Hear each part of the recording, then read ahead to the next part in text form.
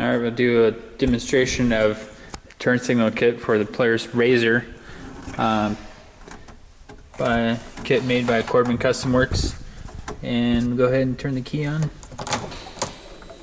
And you see the turn signal switch lights up. Go ahead and hit the left. And flashes now right. Alright, I'll show it on the outside of the machine. And rear. Alright, now hit left. Good. Hit the brakes. Right again. Alright, I'll go around to the front. And there's two lights on each side for the front for better visibility, or LEDs. Alright, and there's the left.